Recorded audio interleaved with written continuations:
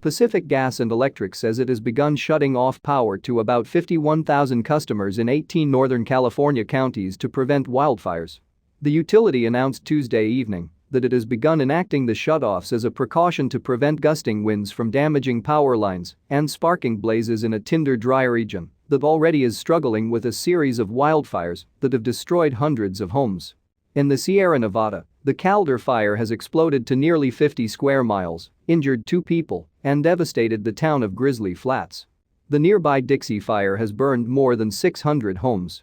Firefighters faced dangerously windy weather Tuesday as they struggled to keep the nation's largest wildfire from advancing toward a Northern California city, while a portrait of devastation emerged in a small mountain community hit by another inferno.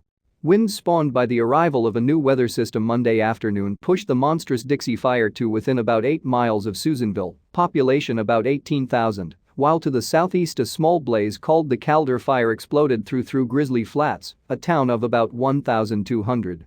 Very few homes were left standing in Grizzly Flats, where streets were littered with downed power lines and poles. Houses were reduced to smoldering ash and twisted metal with only chimneys rising above the ruins. A post office and elementary school were also destroyed. 2 people with serious or severe injuries were airlifted to hospitals from the Grizzly Flats area, fire officials said. Derek Shaves and Tracy Jackson were helping their friends salvage food and other supplies from the Grizzly Pub Grub, a business in the evacuation zone that wasn't touched by the blaze. Shaves said he visited Grizzly Flats Tuesday and saw his home and most of the houses in his neighborhood had been destroyed by the fire. "It's a pile of ash," he said. "Everybody on my block is a pile of ash and every block that I visited, but for 5 separate homes that were safe, was totally devastated." At the Dixie Fire, numerous resources were put into the Susanville area, where residents were warned to be ready to evacuate, said Mark Brunton, an operations section chief. "It's not out of play, and the next 24 hours are going to be crucial to watch as to what the fire is going to do there," he told an online briefing. To the east, spot fires became established south of the small community of Janesville, which had been ordered evacuated.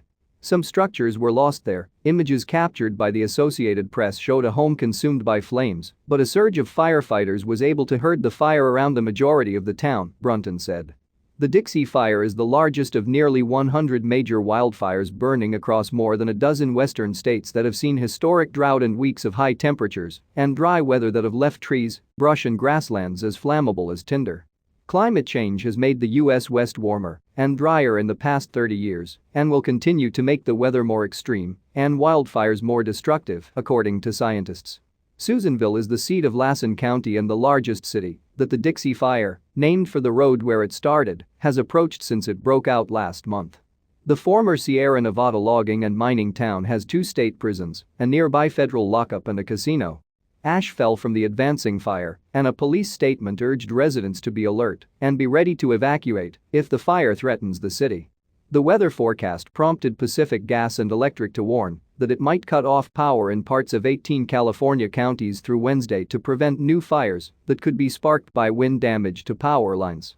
The Dixie Fire has scorched more than 940 square miles in the northern Sierra Nevada and southern Cascades since it ignited on July 13 and eventually merged with a smaller blaze.